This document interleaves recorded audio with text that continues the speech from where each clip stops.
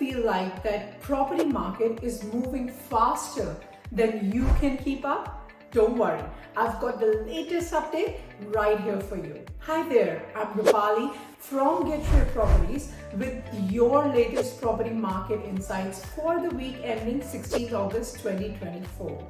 With the investors returning and rents still climbing, there's plenty to unpack today. So let's dive in. Investors are re-entering the market, which is giving renters a bit more choice. According to PropTech, the national rental vacancy rate has dropped slightly to 1.42% in July. But don't celebrate just yet. Vacancies are still half of what's considered balanced, and rents have jumped up by 9.1% over the past year.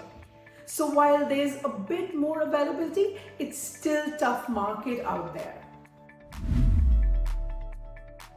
If you are in the market to buy, auction clearance rates are showing some movement.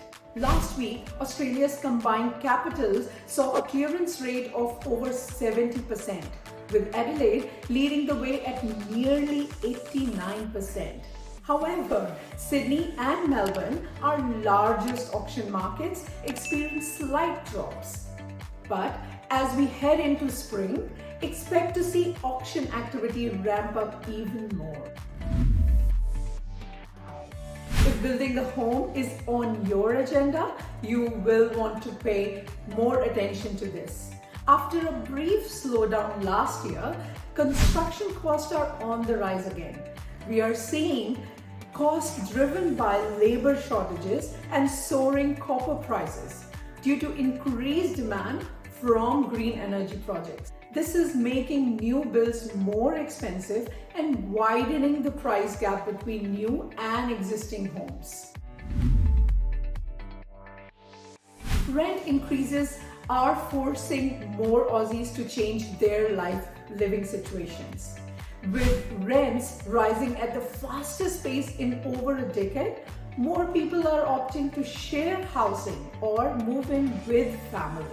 Commonwealth Bank reports that about 5% of Australians over 15 now live in shared houses. That's almost 200,000 more people in 2020. This trend is likely to continue as rent inflation slowly eases.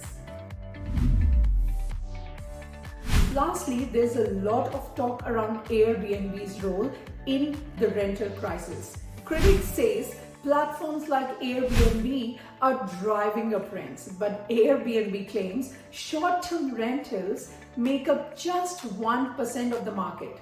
New regulations like those in Byron Bay limiting short-term rentals to 60 days per year are adding fuel to this fire. It's a debate that's far from over. If this video helped you get a clearer picture of the property market, give it a thumbs up and don't forget to subscribe for more updates. Hit that notification bell so you never miss out on the latest trends. Thanks for tuning in. See you in the next one.